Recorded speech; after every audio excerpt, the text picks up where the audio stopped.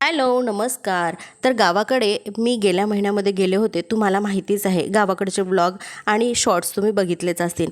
तर बघा, तिथे गेल्याच्यानंतर रेंज नव्हती, त्यामुळे नकळत हा व्हिडिओ माझ्याने पोस्ट करायचा राहूनच गेला होता. आता हे दोघं भाऊ घरी खूप त्रास देत होते.